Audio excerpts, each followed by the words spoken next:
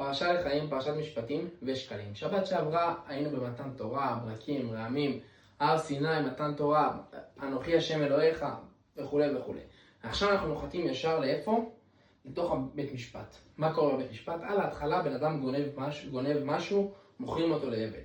אחרי זה בן אדם פותח בור, שור, נוגח, בן אדם רוצח את השני. מה קורה פה?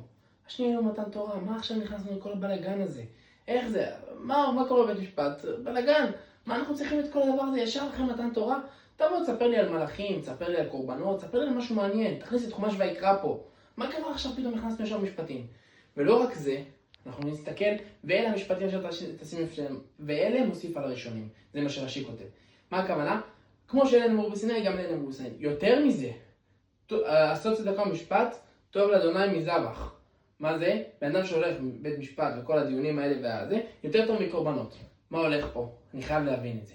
כל אחד היה רוצה להבין את זה. מה קרה פה? תשובה, יש לנו כמה חלקים בחיים. יש את מי יעלה בהר השם. מה הכוונה? יש הר סיני, מעמד, ברקים, רעמים, הכל טוב ויפה. אבל יש מי יקום במקום קודשו.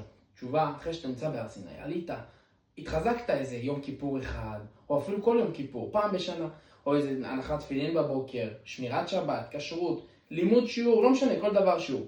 יש מי יעלה בהר השם, כל הכבוד, זה חשוב, זה מצוין, אבל יש את מי יקום במקום קודשו. תשובה, זה הבן אדם שהוא בא והולך בחוץ עכשיו, והוא מגיע, הולך לחנות, והוא חותם חוזה עם איזה מישהו. כל החלקים האלה, כל הנקודות הקטנות האלה, שמה אתה נמדד. גם שמה, לא רק מי יעלה בהר השם, גם מי יקום במקום קודשו, מי ילך וגם יעשה את זה בחיים שלו, בחיים הפרטיים שלו. במקום לשאול כמה כסף יש לך בבנק, התורה שואלת איך הכסף הגיע לבנק. אם עבדת ובאמת עסקת את הכסף שלך ביושר, בצדק, מצוין. אבל אם רימת ואם גנבת ואם תחמנת אנשים בחוזה או בכל דרך אחרת, מה שקורה, אז הכסף הגיע לבנק בצורה לא ישרה. ולכן פה הכסף שלך הוא לא באמת טוב. וזה ההבדל זה ההמשך יותר נכון של פרשת משפטים, איך הוא קשור לפרשת יתרו, איך הוא קשור לכל המתן תורה ולכל מה שהיה שם. זה בדיוק הקשר.